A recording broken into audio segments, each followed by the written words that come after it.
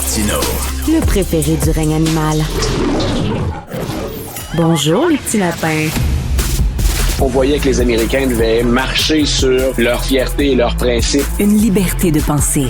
Mais il le fait d'une façon particulièrement grossière et maladroite. Une force internationale. Et même, on va plus loin. Luc la Liberté. Alors, Luc, on a parlé de ça hier, là, Donald Trump et son secrétaire à la défense qui ont ordonné finalement l'assassinat de gens qu'on soupçonnait de tremper dans le trafic de drogue. Mais là, ce qu'on dit, c'est que oui, mais Obama aussi a déjà ordonné l'assassinat de citoyens, de ressortissants étrangers. Qu'est-ce que tu penses de tout ça? Même, écoute, on va en rajouter une couche. C'est drôlement intéressant comme débat. Drôlement intéressant, c'est très sérieux, mais intéressant. Obama a même déjà utilisé un drone pour assassiner en 2011 ou provoquer la mort, on va jouer sur les mots, d'un citoyen américain. Donc, Anwar al-Alawi, qui détenait la double citoyenneté. C'est un yéménite, mais c'est aussi un Américain. Donc, prenons, tu sais, le speaker Johnson aujourd'hui a dit ça. Il était un peu embêté. Il voulait pas se prononcer sur le caractère légal, pas légal ou illégal, donc de la décision de Pete Hegseth.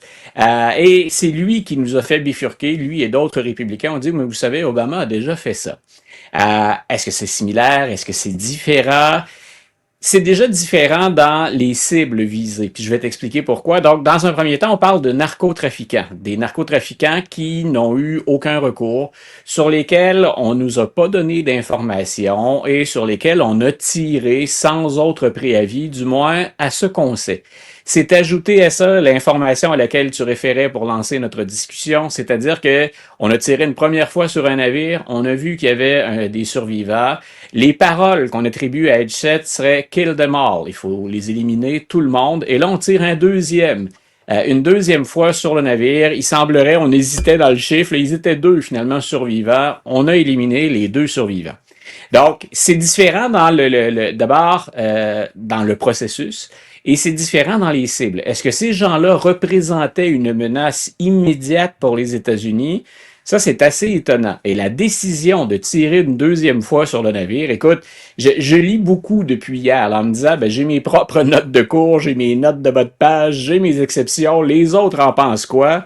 Et il y a une très, très forte majorité d'experts qui disent que c'est un crime de guerre. Maintenant, est-ce qu'on va poursuivre Hegseth? Est-ce qu'aux États-Unis, il va y avoir une reddition de compte? Pas de ce qu'on entend de la part du président. Maintenant, le président Obama, lui... Écoute, Luc, excuse-moi, parenthèse, c'est même pas une crime de guerre parce qu'on n'est pas dans une situation de guerre. C'est un crime, point, c'est un meurtre. Non, c'est-à-dire que ça correspond à la définition de crime de guerre, même si on n'est pas en guerre. Oui, c'est un langage, c'est plus technique, là, mais ça correspond à la définition de crime de guerre. Donc, de l'autre côté maintenant, ce que Barack Obama s'en tire mieux, et ce qu'il a fait pendant ses 2 mandats est exempt de soupçons, de doutes. Est-ce que c'est l'équivalent? D'abord, on disait, on parlait de narcotrafiquants, puis on parle de narcotrafiquants allégués, parce que personne n'a vu aux États-Unis, en tout cas personne dans le public, pas les médias, pas les Américains, pas nous. Peut-être des services de renseignement ont cette information-là, mais on n'a pas vu s'ils étaient coupables ou pas. Ceux contre lesquels Barack Obama est intervenu, ce sont des terroristes. Et au plan légal, c'est majeur, du moins dans un contexte américain.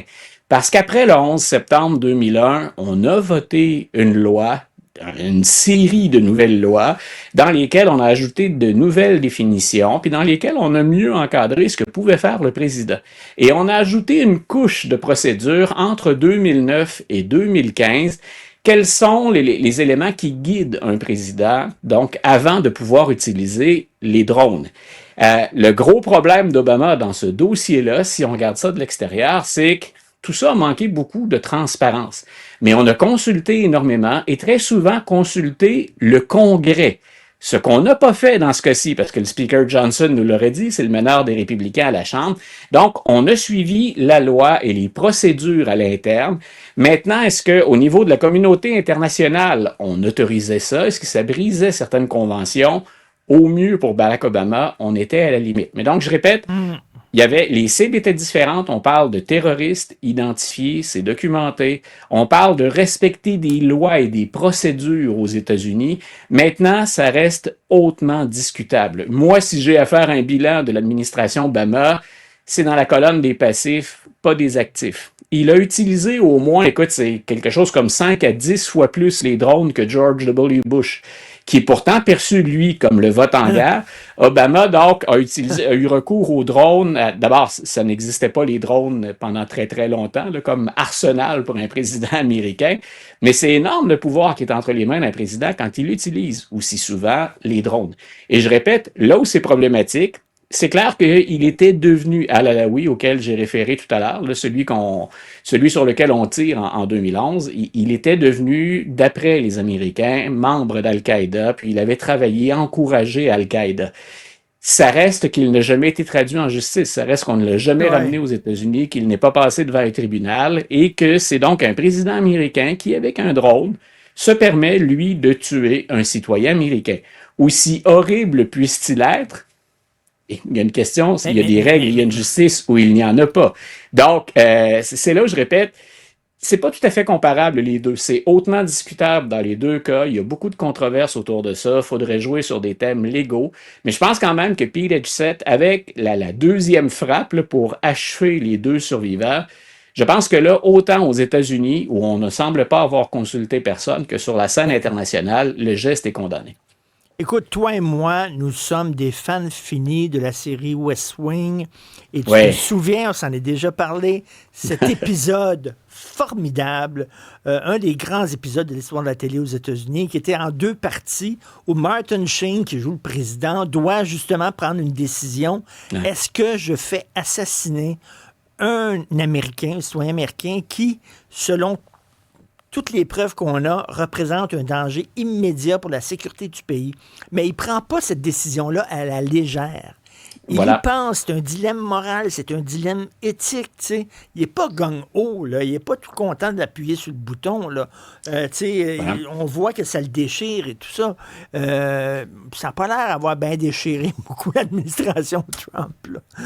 Non, voilà, c'est là où je dis il y a une différence. Dans le cas d'Obama, si on manque de transparence pour savoir exactement ce qui s'est dit autour de la table et ce qu'on avait comme justification, non seulement on a consulté les membres de l'administration, on a consulté les spécialistes qui travaillent là-dessus à la Maison, on a consulté les républicains aussi. Donc, quand on va demander un avis au Congrès, une autorisation au Congrès, ça devient bipartisan. Donc, d'ailleurs, les républicains sont un peu assis entre deux chaises quand ils critiquent Obama parce que parfois, ils l'ont appuyé là-dessus. Ça devient très difficile ensuite de le blâmer. Moi, je le fais, mais moi, j'ai pas appuyé personne. Donc, ça demeure discutable. Si on applique la loi, si on applique le livre de règlement, Obama fait bien un certain nombre de choses.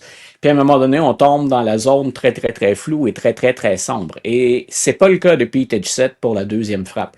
Dans ce cas-ci, si on veut utiliser l'étiquette crime de guerre, on ne se trompe pas. On ne fait pas fausse route. Ça s'applique à ce qu'il a fait. Maintenant, aux États-Unis, qui pourrait donner cet ordre-là ou qui pourrait avoir commandé ça à Pete Hegseth? Il n'y a que Donald Trump.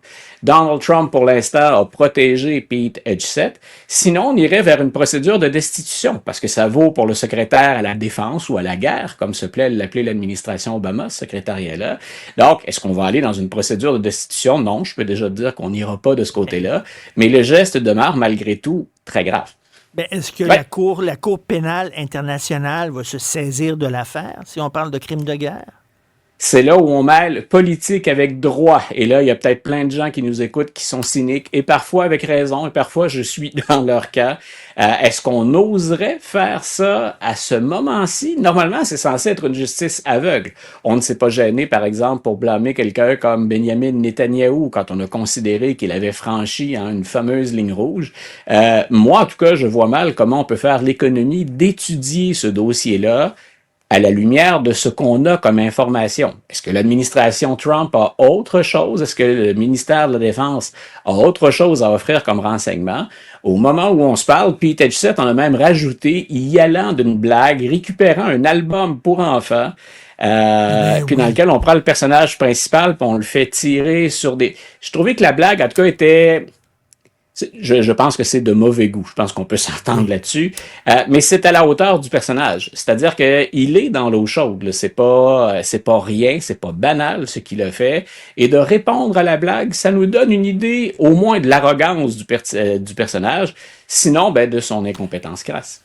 Et moi, je pense que si on faisait un sondage, il y a beaucoup d'Américains qui diraient OK, peut-être que donner le pouvoir de tuer quelqu'un qui représente un danger immédiat à la sécurité du pays, oui, mais commencer de tuer des criminels de droit commun comme ça, sans accusation, sans arrestation, sans procès, sans avocat, c'est vraiment extrêmement bizarre. Quand on parle de dérive autoritaire aux États-Unis, il y a il y a des gens qui étaient gênés avec les mots ou avec le terme au départ.